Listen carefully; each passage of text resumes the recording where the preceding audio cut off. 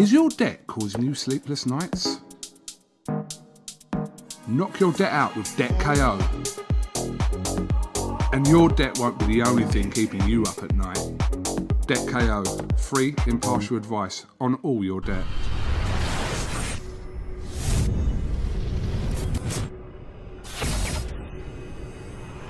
Garcia continue his rapid ascent. Campbell. This is something that comes along every now and then in generation, and it's special, and there's no hype.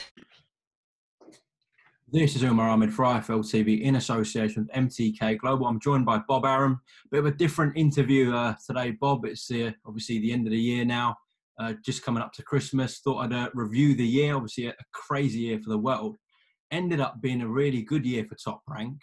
Of course, it was recently announced as well that Tyson Fury and Teofimo Lopez, both your fighters, shared the honours for the Ring Magazine Fighter of the Year, and also Zepeda and Baranchik was the Fighter of the Year. So Top Rank took in all of the honours. Yeah, we did pretty well. I mean, it was an experience that, you know, in my whole boxing career, I wouldn't have predicted. Who would have predicted a year like we had in 2020? It was really amazing, except for the Fury Wilder fight. It was a year of doing fights without spectators, and that hurts. That really hurts. Spectators add so much to a sporting event, particularly in boxing. Well, yeah, let's start with that fight you just mentioned. But today we're going to review the whole year that Top Rank had. Let's start before the pandemic with Tyson Fury putting one of the best displays a British fighter has produced on away soil. And a big occasion as well, because Fox and ESPN came together, Bob, to put on that fight, which is a very rare thing. Yeah, it was a splendid night. And the story I take away from that fight was Fury was being trained for the first time by Sugar Hill, a Stewart, the nephew of the great Emmanuel Stewart. And they trained at my gym, Top Rank's gym, in Las Vegas.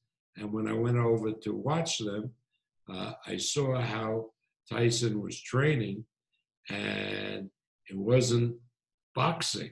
He was pushing his opponents, and he told me that his plan was to back up Fury, back up Wilder, and put it to Wilder, and not worry about any punch that would be coming from Wilder, just overwhelm him. And of course, I wouldn't say anything to anybody, but then Fury kept announcing to everybody, including Wilder, what he would do. And I think the Wilder people said that this was a move by Tyson Fury to say what he wouldn't do, because Tyson Fury knew only to fight one way, in Wilder's estimation, and that was to box. Well, Fury confounded the Wilder people by doing exactly what he said he was going to do, and he demolished Wilder. Truly memorable fight. I mean, all credit to Tyson Fury. He did what he said he was going to do. We all know the American fight fans love a knockout, Bob, especially in the heavyweight division. How much do you think Tyson resonated with the American audience after that display? Well, tremendous. Tyson Fury, I think, became the most popular fighter for Americans. I mean, that was his third fight, actually fourth fight in a row in the United States. And because of his showmanship, Americans were accepting him as one of their own. You know, he had really resonated with American culture. And unfortunately, then came the pandemic, and he couldn't perform further in the United States or any place else. So that was unfortunate, but it is what it is. None of us could anticipate the pandemic and the devastation that it caused, not only for society, but for all sports. Where does that rank in terms of events you've put on, Bob? Because as I said earlier, of course, Fox and ESPN, two major networks, came together. That speaks a lot about how big that fight was. Where does that rank in an event you put on? Well, you know, when I look back at it, there were 4 memorable fights that I remember because the outcome was not as predicted. One was the Fury Wilder fight, as you said. Secondly was George Foreman and Michael Moorer winning the heavyweight crown again at age 45. When people forget, but Foreman lost every minute of every round until he knocked Moorer out. So that was, you know. Third was marvelous Marvin Hagler, who I really love dearly, knocking out Alan Minter in London to win the middleweight title. And fourth was Manny Pacquiao stopping and making Oscar De La Hoya quit on his stool in that fight when the Philippine Congress wanted to indict me for making that fight and risking the life of Manny Pacquiao, and where every press person who covered the fight said it was the worst mismatch in history. And it turned out it was a mismatch, but the other way. Well, that's some company that you put Tyson in there with the likes of Manny Pacquiao, George Foreman, and Marvin Hagler. Yeah, well, he belongs there. He belongs there. He's quite a personality, quite an athlete, and he has a great voice, and he can entertain the crowd after the fight is over. Well, let's stick with the UK fighters that you represent, Bob. Unfortunately, the likes of Carl Frampton, Michael Conlan, Josh Taylor couldn't box in the States, but they did box in the UK. So we'll start with that show with Frampton and Conlan. Obviously, they had tick over fights, if you like, but I'm sure next year we know what Carl's plan is, Jamel Herring, and I'm sure for Michael Conlan, you'll be looking him to get him a mega fight next year as well. Hopefully. I know the Frampton Herring fight will be in the UK sometime the end of February. But Conlan, we hope to bring Michael over to the United States. I mean, we see the light at the end of the tunnel with the vaccines rolling out. So we hope to do fights for live audiences as early as May. Josh, he fought the Thai guy, one of the, again, brilliant IBF mandatories that we're all shackled with, and he took care of the Thai fighter quite easily. And now, as soon as we clear the decks and can do it for an audience, whether it's in the UK or in the United States, we'll do the fight that a lot of people really can't wait to see, Jose Ramirez and Josh Taylor for all 4 belts. So I look forward to that. You know, wouldn't it be, next year with all the talk about Joshua and Fury fighting for, again, all 4 belts, that will be another great unification match. So it's all good. It's all good. Looking forward to next year. The winner of Josh Taylor and Jose Ramirez really becomes a star then, Bob, don't they? Undisputed champion, could move up to 147 pounds and become a two-weight world champion.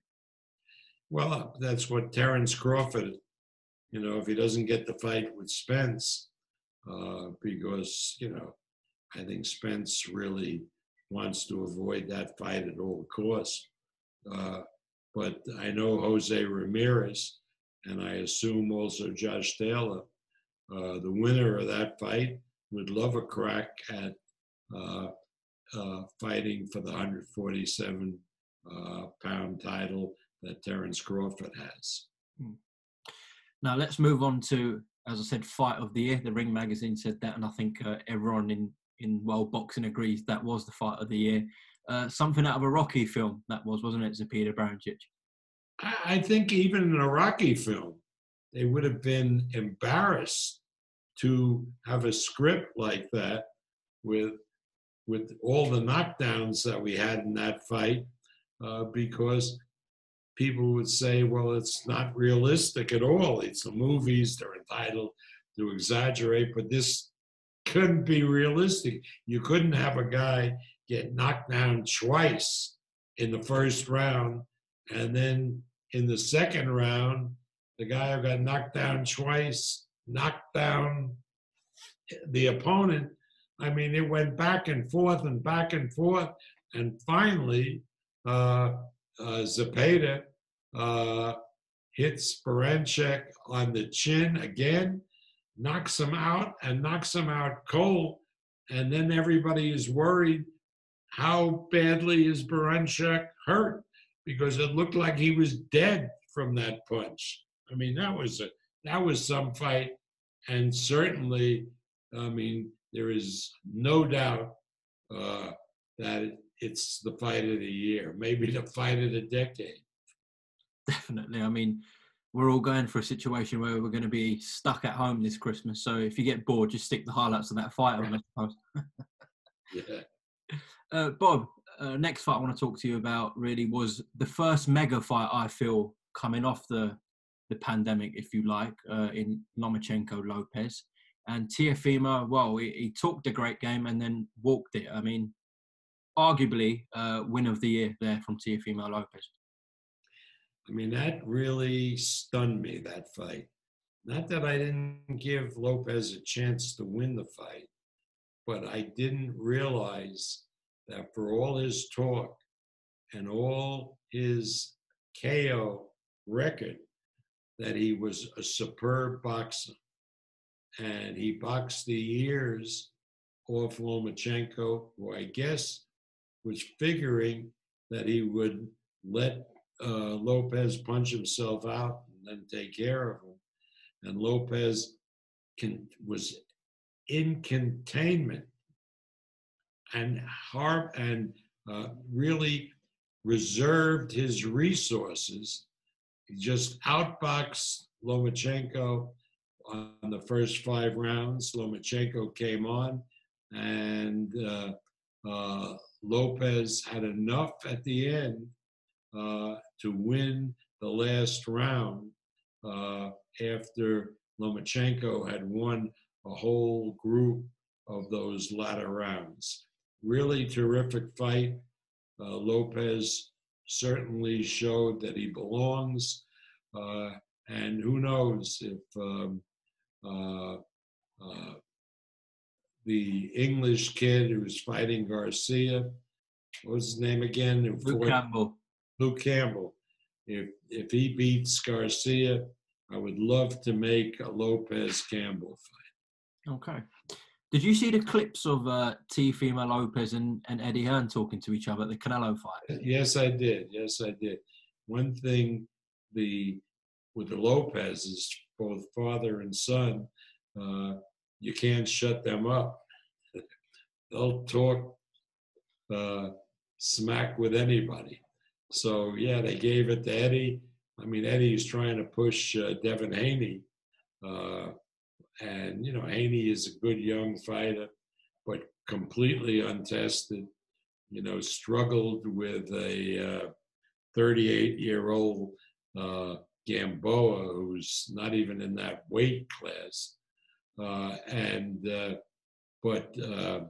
I would like Lopez to fight the winner of Garcia Campbell, which takes place on January 2nd.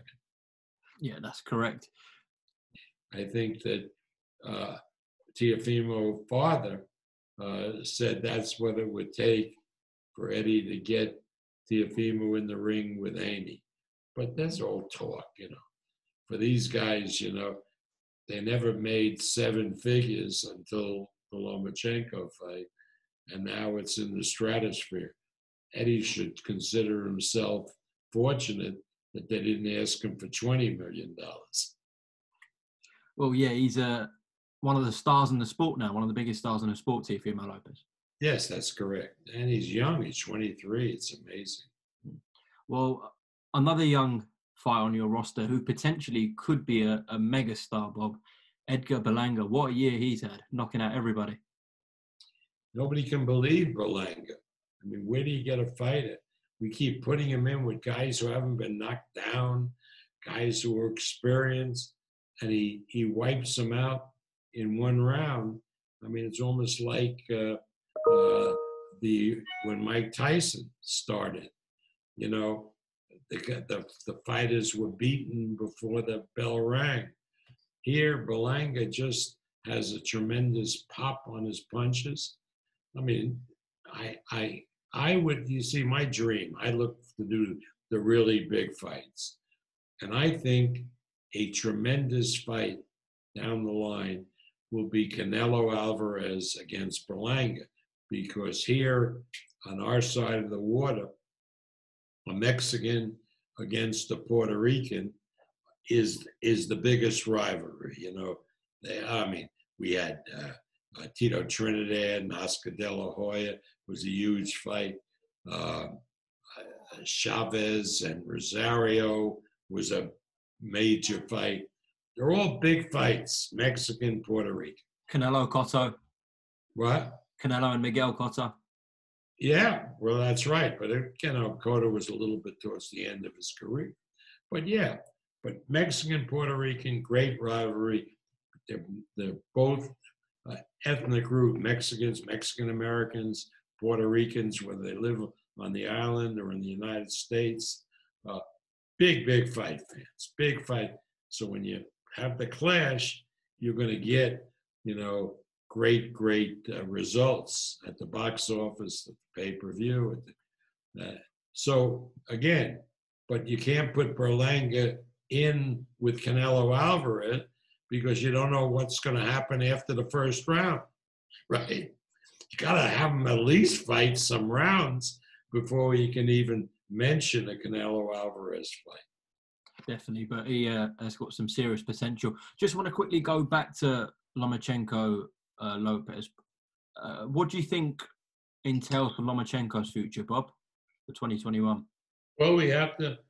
I'm letting, you know, Loma's shoulder heal. He had another operation on the shoulder. And sometime after the beginning of the year, I'm going to talk with him and see what he wants to do. Does he want to stay at 135? Does he want to go down to 130, which he has no problem making? You know, at 130, we have the Burchelt Valdez winner. We have Shakur Stevenson. We have a whole great stable of 130 pounders.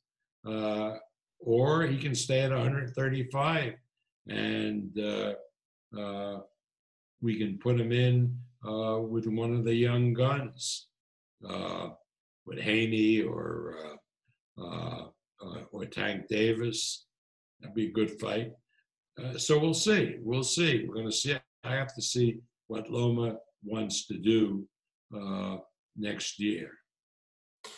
We saw the Monster make his top-ranked debut against Maloney. Arguably the hardest puncher in the sport, pound for pound. He's a brilliant boxer. Also, INOUE. He really is something special. I can't wait for him to get in the ring again, and hopefully sometime in April we'll get that done. Okay. What opponents were you looking at potentially, Bob? Do you know? Well, maybe the Puerto Rican Casimero that he was supposed to fight is a possibility. There's a Filipino that he was there's a whole number of Filipinos that way. And Evan, who you said telling me to say? Rodriguez, who just fought the Filipino last Saturday. I thought that's who you were talking about. No, I mean there are a lot of 108. I mean that's not a weight category that I've delved in very much. But anybody, first guy up, Inoue will fight anybody. I'm sure of that. So you had another pound for pound guy in action in Terence Crawford against Kell Brook, and Terence just did what he always does and got rid of his guy. Yeah, Terence is one of the great fighters, if not the best fighter. I mean, I've never seen anybody who is so fluid, going from southpaw to orthodox, back to southpaw, while he's involved in combinations. Usually when a guy is orthodox and then switch to southpaw, it's when there's a break in the action. But with Crawford, he does it while the action is going on, and that makes him tremendously dangerous as a fighter. I mean, he's the whole package. I don't see any welterweight in the world beating him. Bizarre fight on the undercard with Maloney and Franco. One of the strangest things I've ever seen in a ring. What was that? Maloney and Franco, where we had about an hour to the decision. I helped work with the Nevada Commission on instant replay, and they finally got instant replay, and we had an instant replay, and nobody could ever see the headbutt. There was no headbutt, and same old, cover the referee's ass. I mean, Maloney won that fight. WBA has ordered the rematch. We've notified the Franco people. And as soon as we can open Australia up, where we can have people go in without spending 14 days in quarantine, and it's a serious quarantine over there, then we'll do that fight. Hopefully April or May, we'll do that fight. It'll probably be 50,000 people in a stadium in Australia for that fight. If you can go to Australia, could Lopez Cambosis Jr. happen there as well? Well, yeah, that's a possibility. Lopez has a mandatory sometime next year with Cambosis, who's Australian, but of Greek extraction. And the Greek-Australian community is supposedly putting up money for that fight. So we'll see if that comes about. We'll do that fight in Australia. If not, the fight I'd love to do for Teofimo is the winner of Garcia Campbell. Particularly if Garcia wins and we get spectators back, Lopez and Garcia would pack out arenas all over California and in Las Vegas as well. It definitely would. So your last card of the year was rounded off by potential face of boxing in Shakur Stevenson, and I know you really, really rate him, Bob, a special fighter. Shakur Stevenson, mark my words, will eventually be the face of boxing. He is a tremendous talent at this stage of his career, better even than Floyd Mayweather was at the same stage. And we promoted Floyd for 10 and a half years. So I'm really thrilled with Shakur.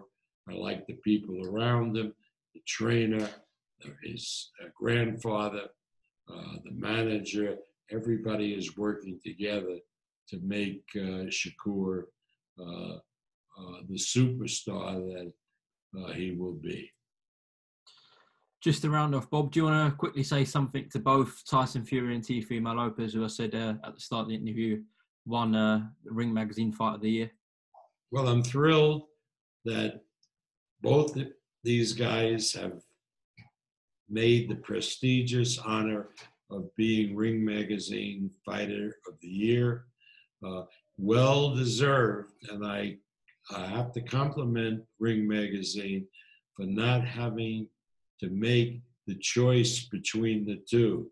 I think the victories that both pulled off this year really made them both deserving of the Fighters of the Year.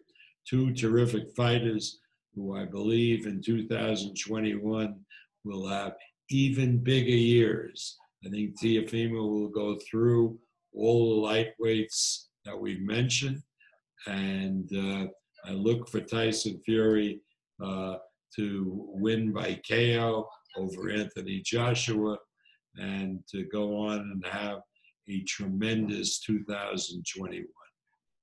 Well, Bob, we look forward to all the Top Rank cards next year. I want to say a massive thank you. I must have done about 30 Zoom interviews. Well, I enjoy it. You know, it's better off than having to make time and, you know, fitting in a face-to-face schedule. This Zoom thing is amazing, amazing. You don't have to travel anymore to have meetings. I mean, it's almost, it's so realistic. I know you're coming across like you're really in front of me here on a big screen. I hope I'm doing the same for you.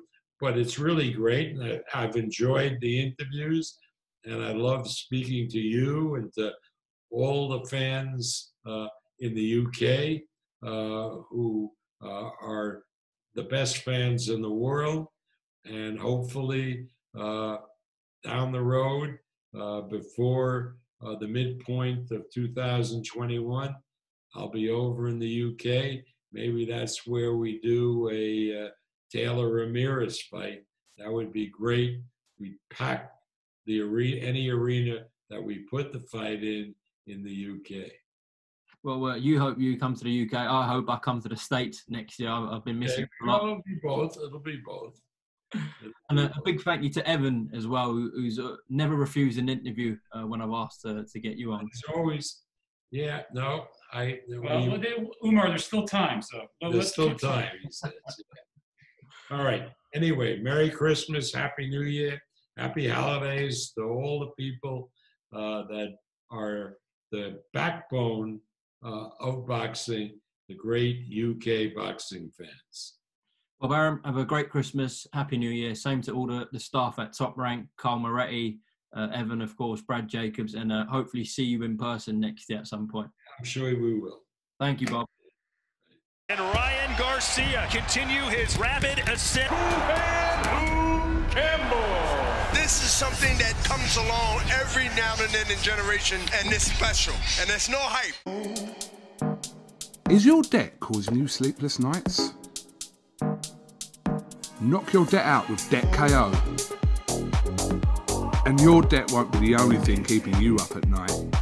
Debt KO, free impartial advice on all your debt.